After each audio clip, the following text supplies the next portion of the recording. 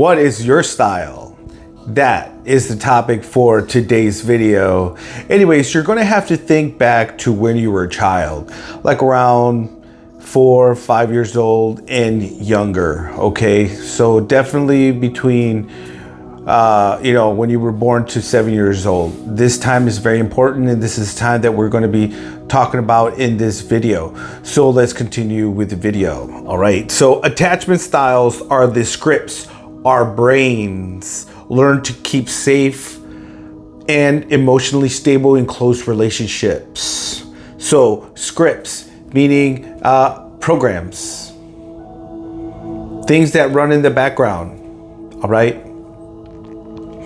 So keep safe and emotionally stable in close relationships. Attachment is characterized by patterns of adaptation that young children develop to maximize their chances to survive. Childhood is where we need to take a closer look at secure and insecure patterns of attachment that develop early in childhood life. All right? That's why I said, think about your life when you were a kid. All right? So, secure attachments. Secure attachment is a basic trust in the availability of help and emotional support from people in one's social network. Secure attachments in childhood develops out of having reliable caregivers who are sensitive to a child's nonverbal expressions of need. Was your mom around? Your dad, was he around? Right? Maybe you were alone, right? Right, and that really hinders you in, having emotional intelligence with other people, all right? So it just hinders you a lot, okay? So attachment to a competent caregiver is a necessity, given how much brain development must occur after humans are born. You see? So it's not you. It came from your environment. Why am I saying these things? So you become aware. Once you become aware that this is a possibility for you, you have the power to change. All right? So let's go to characteristics of secure attachments. Lightly mention these, all right? So emotional flexibility. You can adapt. Ability to self-reflect and to see relationships, conflict from multiple perspectives. Valuing relationships, meaning you aren't going to go out and cheat, all right? That's what that means, all right? Anxious attachment, maybe this is you, maybe not, all right? So people with anxious attachment desperately want to participate in the social world, yet constantly find themselves in drama. Do you know women who love drama? I knew a whole bunch of women that love drama, okay? So they may be anxious, all right? So they like drama, chaotic situations, and overall uneasiness, meaning men don't want you around. At least for me, I wouldn't want you around. That's, go over there. Nothing against you, honey. It's just, I just don't allow those things in my life, okay? If you're problematic, all right, it has to be a very special case that I allow someone close to me, all right? Okay? So characteristics of an anxious attachment, all right? So heightened emotions around relationships and high level of emotional sensitivity. See what I'm saying? There's some women out there that have emotional sensitivity, all right? That means their feelings get hurt really easy. That's problematic. Men too, all right? We'll keep it 50-50, all right? We'll do that. So difficulty returning to an emotional baseline after conflict. What does that mean? When you fly off the handle, how quickly do you bounce back to come down and find some reason? Right? All right. So anyways, let's go on to avoidant attachment. People with avoidant attachment see social participations as pointless. Is this you? No, the other you. No, yeah, you. Okay. So anyways, they see them as pointless and foolhardy. Excuse me. They resign themselves to living at the margins of society. Remember I mentioned this just the other day? People with avoidant attachments gravitate towards people and situations they can control. Okay? Do you know someone like that? Is that you? Characteristics, all right? Sees self as a lone wolf and lacks a collaborative mentality with others. Develops relationships and minimizes own dependency needs. Expresses very few emotions and so on. You could read the rest. All right. Disorganized attachment. Maybe this is you. Maybe you know someone like this. So disorganized attachments is the most extreme form of insecure attachments. This level of attachment is frequently born from disruptive childhood experiences like abuse, neglect, and other traumas. You see how important your home life is? That is why it's so important for you people, and me too included, all right, to have children when you are ready, not just whenever you want to. You see what I'm saying? I'm just saying how important it is. That's all I'm saying. Okay? Characteristics of disorganized attachments, all right? A strong need to fit in. A strong need to survive. A fear of primary caregiver and limited trust in relationships. A fear of rejection. Negative emotions like shame, anxiety, confusion, and doubt. My heart goes out to all of you, okay? It's tough being out there, okay? It is. So how are attachment styles formed? Around 4 months old, infants develop the capacity to give and respond to social cues.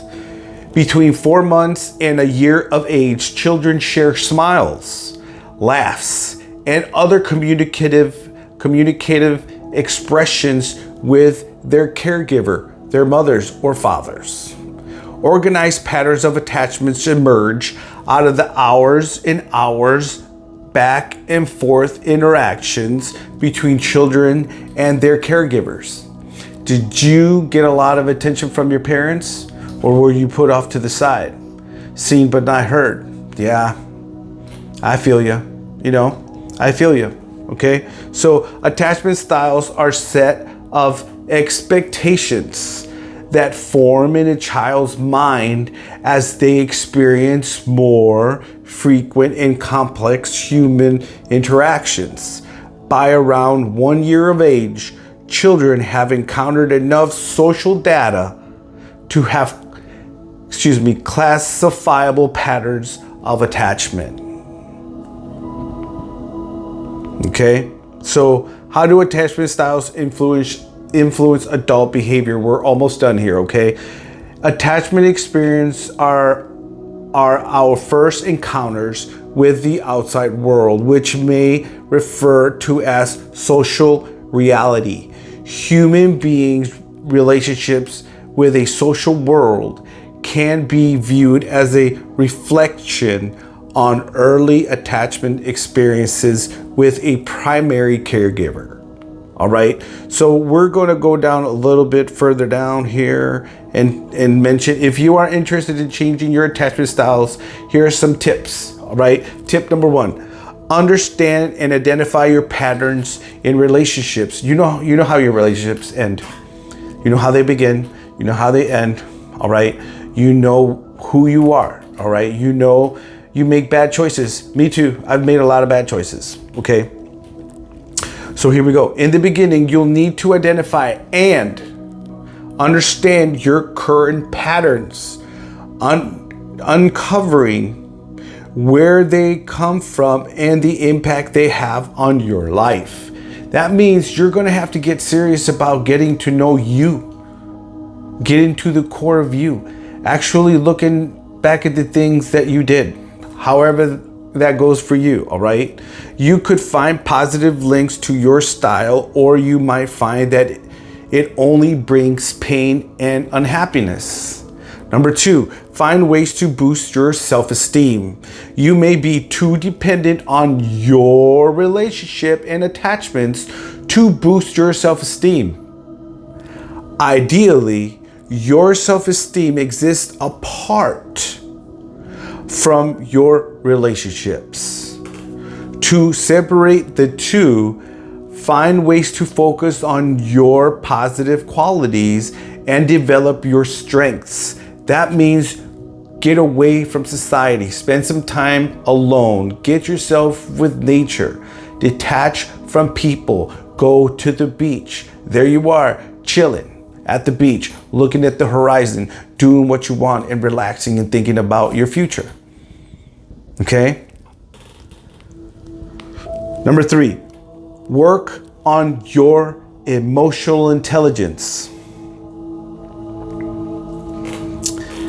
Emotional intelligence allows you to understand your experiences, but it also helps you better relate to the people around you.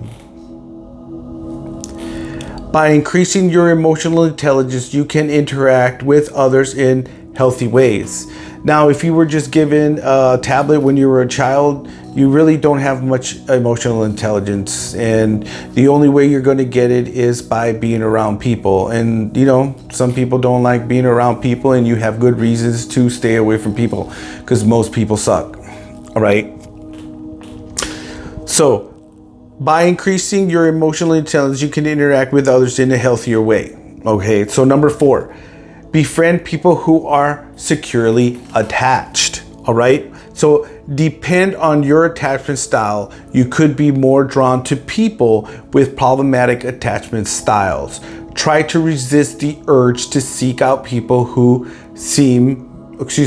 try to resist this urge and seek out people who seem happy, securely attached, and in healthy relationships. Otherwise, your attachment style could become more of a hindrance. All right. So you got to make sure you put the right people in your life. All right.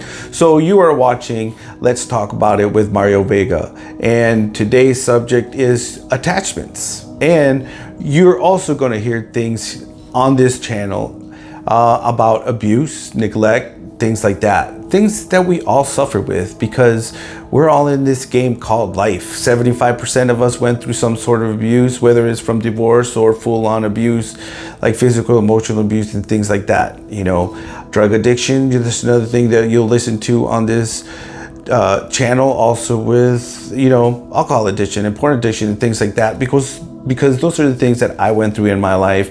They're no longer in my life, and I'm successful at keeping them away from my life, and I'm here to help people who are ready to get a handle on their lives. So let's get back to number 5. All right. So resolve childhood trauma with therapy. You see how important it is to go back to your childhood and take care of the things that you need to take care of.